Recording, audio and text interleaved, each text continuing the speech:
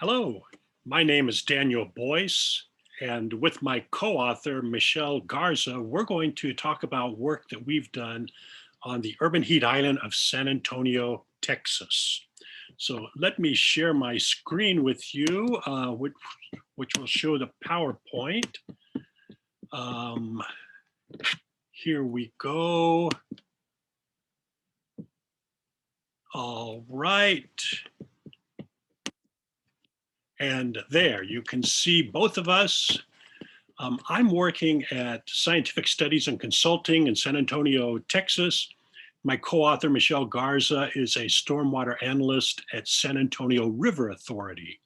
Now, we've all experienced really hot summer heat in our urban areas, and we have particularly hot days in San Antonio, Texas. And associated with these hot days in the summer, we have heat advisories, we have ozone action days that talks about our air quality, and we have energy rush hours, which gives us some indication of demand on the power grid. It's a fact that San Antonio and urban areas around the globe are hot and they're getting hotter. What causes these conditions? Well, a major factor is known as the urban heat island effect. It's the heat bubble that engulfs our city due to urbanization and human activity. We believe that the urban heat island is really the core of all the environmental and health issues plaguing cities, affecting the urban climate, from things like heat-related illnesses, infectious diseases, air quality, water management, to the oppressive heat that we feel. Now, many urban areas have formulated climate ready plans, a plan to actually uh, combat climate change. And we feel that this is an important step in the right direction.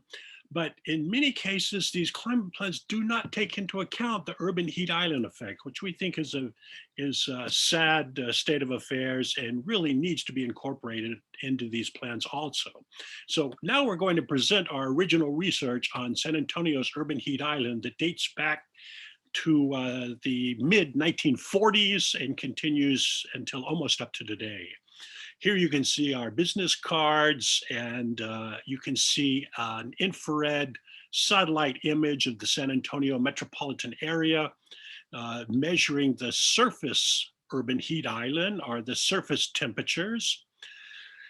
What we will do in our talk is to quickly outline what is the urban heat island, how is it measured, what's its impact, and the results of our research of what we know about San Antonio's urban heat island in terms of the urban heat island intensity, demands on the power grid, air quality issues, and extreme heat. Now, we're going to concentrate basically on the urban heat island intensity and extreme heat, but we'll give you references where you can see our publications where we talk about other issues also.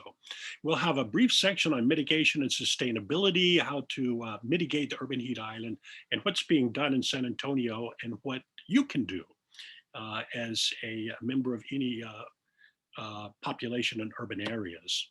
What is the urban heat island? Well, we can think of the urban heat island as a hot air bubble that surrounds our urban areas. It's a warmer thermal environment when we compare it to the surrounding rural areas. This is due to urbanization, which brings with it companies passive and active heat sources that we'll talk about in the next slide. We can usually think of four major types of urban heat islands. They're the canopy layer urban heat island. That's the urban heat island, the air that we all live in, within a few meters above the ground level. There's the surface urban heat island, which is what is measured by infrared imagery of satellites. It's kind of the boundary layer which affects the heat above it. There's the subsurface urban heat island. That's the heat that gets conducted into the subsurface areas and warms them up. And then there's the boundary layer urban heat island, which is above the building tops, reaching up into almost as high as the stratosphere, which can be probed by balloons and aircraft. What causes the urban heat island? Well, you can think of it as basically as an energy balance problem, where we have energy being input from the sun, incoming solar radiation, which propagates through the atmosphere, has a certain transmission. Some have absorbed, some is scattered, but a majority of it makes it down to the surface. That which hits the surface warms the surface, and then we have a warm surface that starts to radiate that heat away in infrared radiation. So it's the balance between this incoming and outgoing energy budget that results in an equilibrium surface temperature then.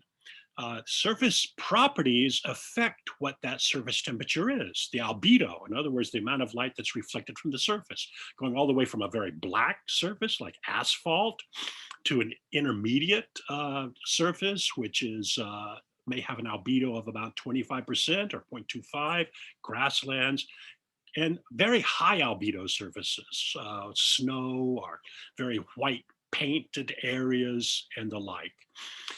The surface is also characterized by thermal conduction. So we can talk about thermal conductivity and the inertia of the surface. And then we can also talk about water that may be present at the surface, which would also affect the energy balance by evapotranspiration. And then we have the anthropogenic sources, which are caused by our human activity. I mentioned these anthropogenic sources could be classified either as passive or active sources. Passive meaning that we've just replaced the rural grasslands, woods, forests with manufactured structures. So it's basically our land usage change into pavements and concrete building materials. Many of those are very dark materials. So this is directly affecting the urban heat island, the cities. There's the active heat sources. Those are caused by human activities such as transportation, air conditioning, power generations. That dumps heat right into the environment. Urbanization, of course, offers great benefits to societies. Economic growth, diversification, jobs, improved standard of living and the like. It also has the downside of air pollution, water quality issues, health issues, crime, congestion, sanitation, and also a modified, hotter urban heat environment. Now, negative impacts of the urban heat island in San Antonio, we have heat waves here. The intensity and also the frequency of these heat waves increases, causing heat stroke, heat-related illnesses, which ultimately result in mortality. These in San Antonio are called heat advisories. We also have power energy demands, peak power alerts, where we have to be sensitive about our power usage. Otherwise, we can have blackouts and brownouts. We have increased air pollution because many of the chemical reactions in the air depend on the temperature of the air, very sensitive to the temperature of the air. So in particular, ozone production, we have a problem with increased ozone levels in the summer months due in part to the urban heat island. We call the ozone action days. We have increased spread of infectious and vector-borne diseases, affects the weather, watershed also, and just generally makes an uncomfortable, hot environment, bad for business and tourism. So we understand the urban heat island is really the key to managing our urban climate. If you can control that temperature, that very basic parameter, the urban temperature, then we feel that we can get a handle on controlling our urban heat island. Now, our study, briefly described here, we took San Antonio reference data from the National Climatic Data Center, which is ultimately comes from the National Weather Service in the USA, 1946 to 1990. We did initial studies in 1993 and 96 based on this data set, and we actually were the ones that discovered the urban heat island. The way we did this, we compared to rural areas surrounding small towns, New Braunfels, Bernie, and Poteet, and referenced that to the San Antonio urban metropolitan area. Now we've updated those studies, went from 1991 to 2010. You can see some of our references down here in the lower corner, and I have a QL code. If you want to click on that, you can find our latest paper. But basically what we found was, if we look at a restricted part of that data set from 97 to 2010 and the graph below, you can see that there is an upward slope in the green line. The green line is the mid-range or the average daily temperature during the month of June. The blue line would be the night urban heat island, what we would loosely call the night, and then the red is the daylight hours, but really the combination of those two gives us the mid-range, and you can see that's been increasing at a rate of about 0.8 degree Celsius per decade, or in the daytime, twice that, 1.6 degrees Celsius per decade. What I'd like to skip to now is what we think is one of our most important findings. This is on extreme heat and heat waves. We looked at the number of days that are over 100 degrees Fahrenheit in the 2 decades, or I'm sorry, the 3 decades from 1991 to 2019. I'm sorry for using Fahrenheit here. That's about 38 degrees Celsius. And then we also looked at heat waves, the number of consecutive days over 100 degrees. So what we've plotted here is the findings that were found, initially found by a Union of Concerned Scientists study at the website that I've given below, where they looked at just the effect from global warming. They did not include any effects from urban heat island. And you can see that there are times when we get up to 60 days per year over 100 degrees Fahrenheit. Now, the bottom line down here where we talk about the number of degrees above 100 degrees due to climate change, well, historically, we've had 27 in San Antonio. By 2015, it's predicted to be 96. And in 2085, it's predicted to be 132 days. If we add in the urban heat island effect that we have found, it's not included in this study, we find that the numbers jump to 154 days. That's 6 months of temperatures above 100 degrees.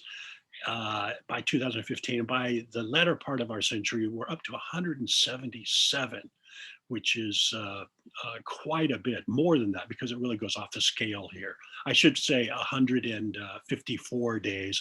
That's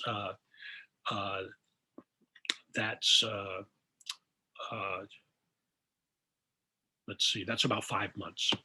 Okay, so we find that really the time to act is now, as illustrated in this cartoon here. Here we see some old dinosaurs. Well, we know what happened to the dinosaurs. They're no longer here. They're extinct. So if we're just sitting around saying it's getting hotter, let's have another round, partner, well, we're likely to go the way of the dinosaurs here. So the 5 main takeaways of our talk: the urban heat island of San Antonio is increasing, as we mentioned. It's actually outpacing climate change by 2 to 1. So it's an extremely important effect. Ozone is also growing due to the urban heat island at a rate of about 4.3 part per billion per decade. We're in marginal non-attainment now, so this is important for keeping us in attainment. The extreme heat and heat waves are on the rise. As we said, we can have 5 months by mid century and 177 up, more than 6 months here. And these are mainly effective mitigation strategies, have to do with green technologies and the like. We didn't have a lot of time to get into these mitigation strategies, but there are some important mitigation strategies that urban areas can find. Look at our papers. So we conclude the urban heat island is a clear and present danger to San Antonio and other major urban areas more than climate change. So really executing a plan of action and adaptation is needed. So here I'll end with some of our references. If you would like to look in further detail about our talk, I'll give you those reference lists. And that more or less is the presentation that we had in mind. Appreciate your attention, and please contact us if you have any questions or comments about our work. So thanks again. That's all.